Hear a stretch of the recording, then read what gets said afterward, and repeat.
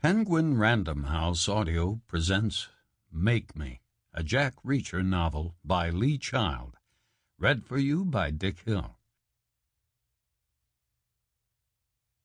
For Darley Anderson, 20 years my agent, with thanks. Chapter 1. Moving a guy as big as Keever wasn't easy. It was like trying to wrestle a king-size mattress off a waterbed. So they buried him close to the house. Which made sense, anyway. The harvest was still a month away, and a disturbance in a field would show up from the air. And they would use the air. For a guy like Keever, they would use search planes and helicopters, and maybe even drones. They started at midnight, which they thought was safe enough. They were in the middle of 10,000 acres of nothingness, and the only man-made structure their side of any horizon was the railroad track to the east. But midnight was 5 hours after the evening train and 7 hours before the morning train. Therefore, no prying eyes. Their backhoe had 4 spotlights on a bar above the cab, the same way kids pimped their pickup trucks, and together the 4 beams made a wide pool of halogen brightness. Therefore, visibility was not a problem either. They started the hole in the hog pen, which was a permanent disturbance all by itself. Each hog weighed 200 pounds, and each hog had 4 feet. The dirt was always chewed up. Nothing to see from the air, not even with a thermal camera. The picture would white out instantly from the steaming animals themselves and their steaming piles and pools of waste. Safe enough. Hogs were rooting animals, so they made sure the hole was deep, which was not a problem either.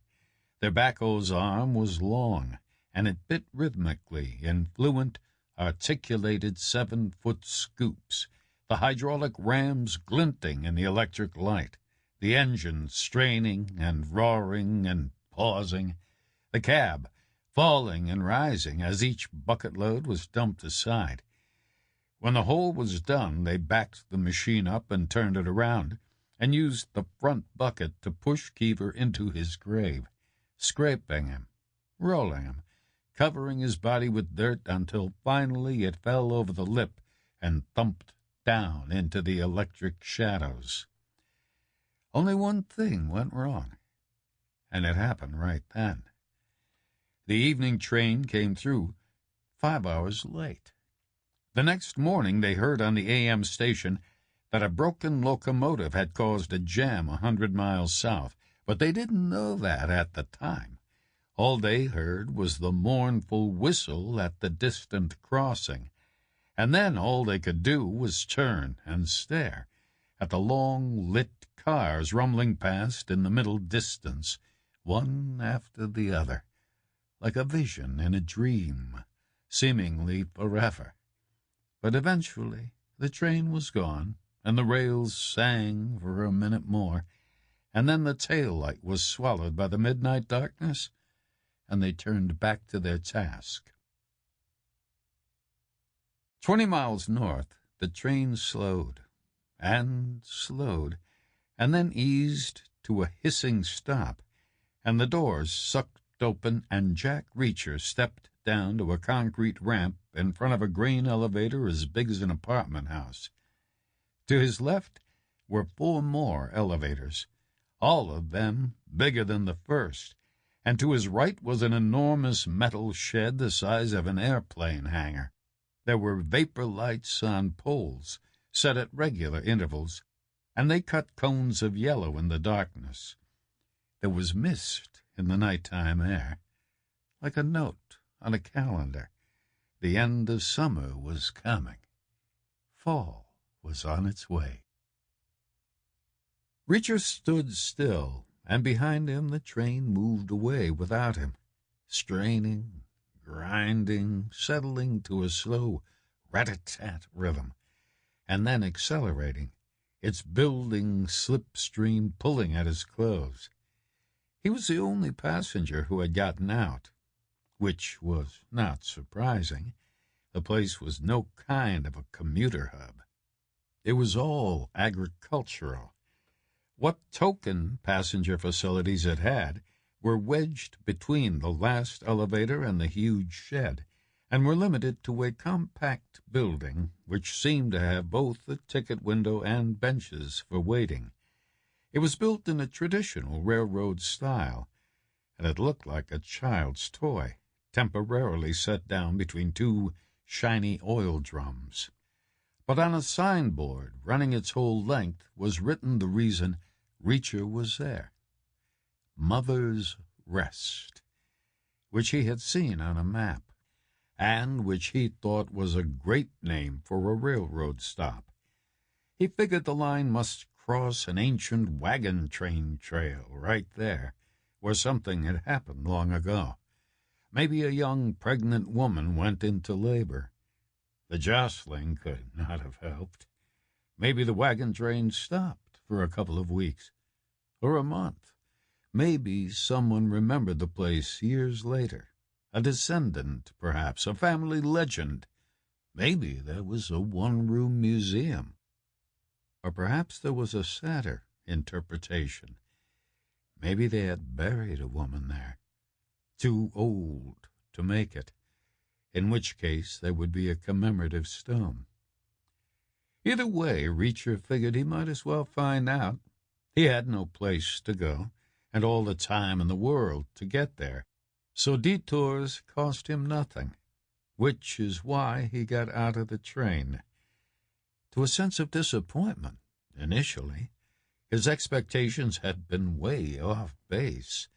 He had pictured a couple of dusty houses and a lonely one-horse corral, and the one-room museum, maybe run part-time and volunteer by an old guy from one of the houses, or the headstone, maybe marble, behind a square wrought-iron fence. He had not expected the immense agricultural infrastructure. He should have, he supposed. Grain, meet the railroad. It had to be loaded somewhere. Billions of bushels and millions of tons each year. He stepped left and looked through a gap between structures. The view was dark, but he could sense a rough semicircle of habitation. Houses, obviously, for the depot workers. He could see lights, which he hoped were a motel, or a diner, or both. He walked to the exit, skirting the pools of vapor light purely out of habit, but he saw that the last lamp was unavoidable, because it was set directly above the exit gate. So he saved himself a further perimeter diversion by walking through the next-to-last pool of light, too, at which point a woman stepped out of the shadows. She came toward him with a distinctive burst of energy, 2 fast paces, eager, like she was pleased to see him. Her body language was all about relief. Then it wasn't. Then it was all about disappointment. She stopped dead, and she said, "Oh." She was Asian, but not petite. 5'9", maybe, or even 5'10", and built to match, not a bone in sight. No kind of a willowy waif.